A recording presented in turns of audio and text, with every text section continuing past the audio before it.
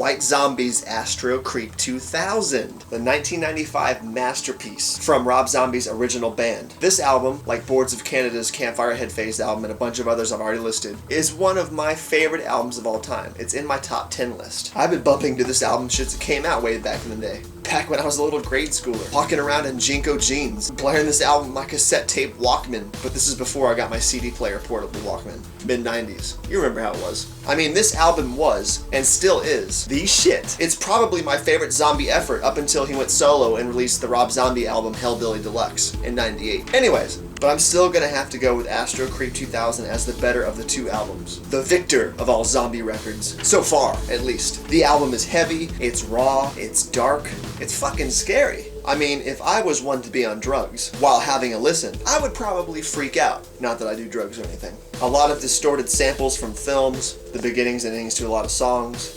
And at this point, let's not even call them songs, because every song on this album would have to be considered its own personal journey unto itself. I can't tell you how much ass this album kicks. For those of you that have heard it, you know what I'm talking about. It still stands up today as one of the heaviest albums of the 90s, without being a bullshit screamo band. One of the coolest bands to ever grace the MTV screens in the 90s. When MTV was still cool back in the day. You may remember the videos for More Human Than Human playing all over MTV back in the mid-90s. And a few others too. Every single song on here leads perfectly into the next, and I have zero complaints when talking about the production value on this record. This mind-blowing experience we all know as Astro-Creep 2000 by White Zombie.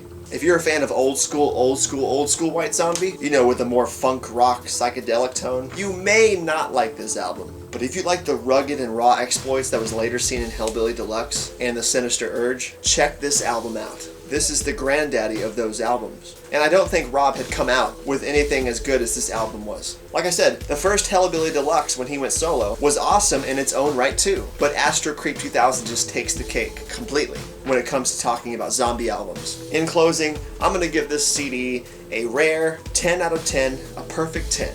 Don't download it, kids. Go out to the CD stores and buy a hard copy of this CD. Do it now. How to set up yours, baby. So what did you think about this album? Did you dislike it? Did you like it? Did you hate it? Did you love it? Comment below, let me know. Like this video, subscribe to our channel.